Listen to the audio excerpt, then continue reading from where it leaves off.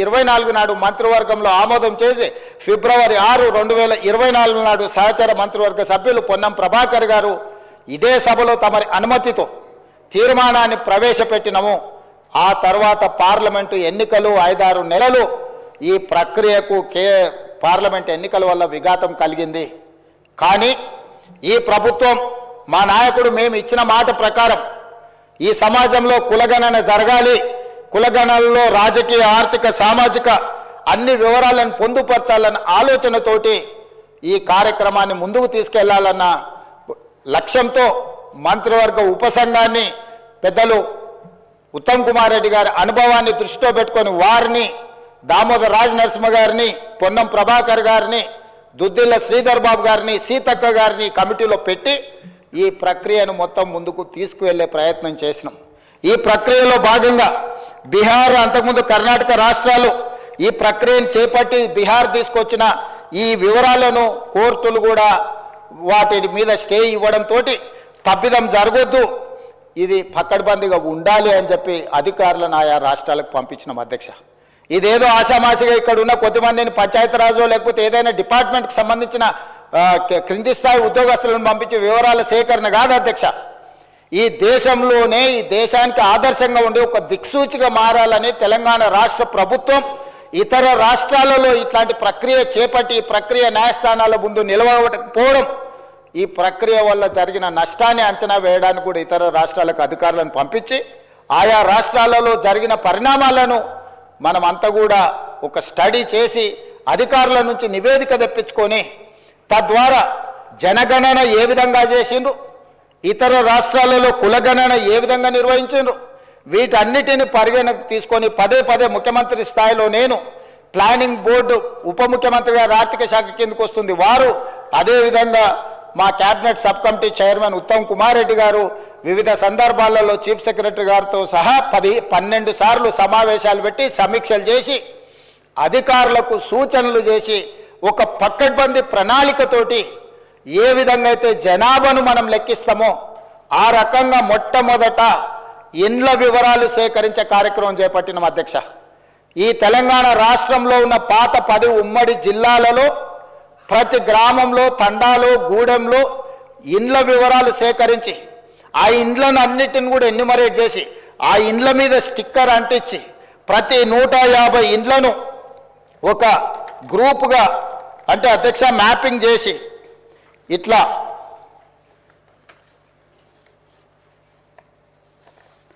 ప్రతి ఇంటిని కూడా ప్రతి ఇంటికి స్టిక్కర్ అంటించి ప్రతి 150 ఇండ్లను ఇట్లా మార్కింగ్ చేసి ఈ రకంగా 150 ఇండ్లను ఒక యూనిట్ కింద, ఒక బ్లాక్ కింద గుర్తించి ప్రతి యూనిట్ని ఈరోజు నేను ఇంతకుముందు చెప్పినట్టు 94,000 పైచిలకు యూనిట్లుగా గుర్తించి వీటి ప్రతి ఏరియాకు ఒక్కొక్క ఎన్యూమరేటర్ని ఇచ్చేసి ఈ 150 ఇండ్లను రోజుకు 8 నుంచి 10 కంటే ఎక్కువ చేయకూడదు. ఎందుకంటే 10 కంటే ఎక్కువ చేస్తే వాళ్ళు తొందరపాటులో హడావిడిగా చేయాలన్న నిర్ణయంతో వాళ్ళు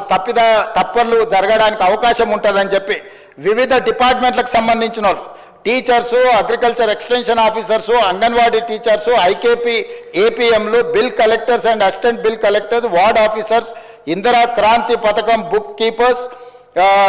chairman, environment engineers, Panchayati Raj secretary, junior assistant, record assistant, typist, work inspector, ఇట్లా ప్రభుత్వంలో ఉన్న వివిధ శాఖలకు సంబంధించిన అధికారులను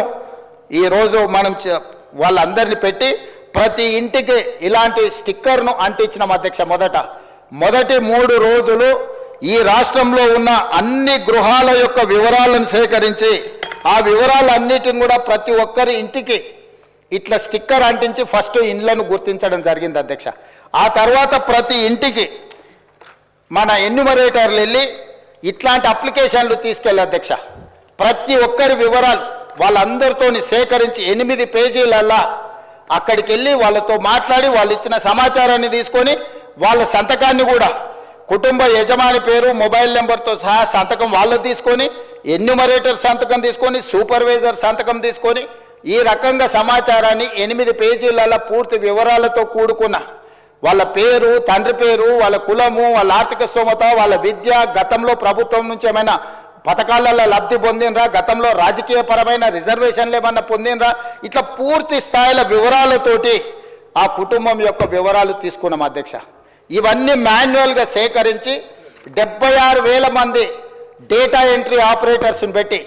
ఏ ఎన్యూమరేటర్ అయితే 150 ఇండ్లకెళ్ళి చేసిండో అతనే డేటా ఎంట్రీ ఆపరేటర్ దగ్గర కూర్చొని ఒక్కొక్క పేజీ తీసి కంప్యూటరీకరణ చేపించి పూర్తిగా ఈ డేటాని అంతా కూడా 76,000 మంది డేటా ఎంట్రీ ఆపరేటర్లు 36 రోజులు కష్టపడి ఈ మొత్తం అంతా కూడా క్రోడీకరించింది అధ్యక్ష. ఈరోజు ఇంత పకడ్బందీగా ఇందులో ఉండే పని చేసే వాళ్ళకు కూడా, ఉద్యోగస్తులకు కూడా వాళ్ళకు ఒక బుక్లెట్ అధ్యక్ష. రాష్ట్ర స్థాయిలో ఎన్యూమరేటర్లకు శిక్షణ ఇచ్చినాం, ఆ తర్వాత జిల్లా స్థాయిలో సూపర్వైజ్ చేసే వాళ్ళకి శిక్షణ ఇచ్చినాం, ఆ తర్వాత మండల స్థాయిలో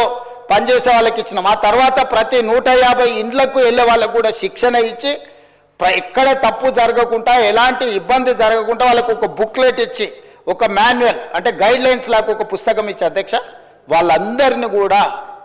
వాళ్ళకి శిక్షణ ఇచ్చి ప్రభుత్వం పకడ్బందీగా వీళ్ళందరినీ కూడా వినియోగించుకున్నప్పుడు వాళ్ళందరికీ కూడా జీతభత్యాలు ఇచ్చినాం అధ్యక్ష. అంటే ప్రభుత్వ ఉద్యోగులైనా జీతమే కాకుండా అదనంగా పనిచేయించుకున్నందుకు కూడా వాళ్ళకు జీతభత్యాలు ఇచ్చి 160 కోట్ల రూపాయలు ఖర్చు పెట్టి ఈరోజు ఒక నిర్దిష్టమైన పకడ్బందీ సమాచారాన్ని ఈరోజు సేకరించినాం అధ్యక్ష. 7 దశాబ్దాలుగా పైగా ఈరోజు బలైన వర్గాలకు సంబంధించిన వాళ్ళు కావచ్చు, మైనారిటీలు కావచ్చు, మేము ఎంతమంది ఉన్నామో మా లెక్క మాకు చెప్పండి అన్నారు అధ్యక్ష. కనీసం మాకు నిధులు, మా రిజర్వేషన్లు, లేకపోతే మా ఉద్యోగ ఉపాధి అవకాశాలలో మేము మా భాగం అడగాలి అని అంటే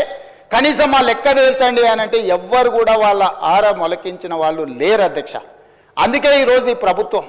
స్పష్టంగా నిర్ణయం తీసుకొని ఇది ఒక చారిత్రాత్మకమైన నిర్ణయం,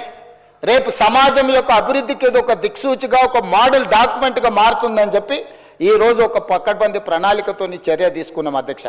అందుకే ఈరోజు కమిషన్ ఇచ్చిన నివేదికను క్యాబినెట్ సబ్ కమిటీ స్వీకరించి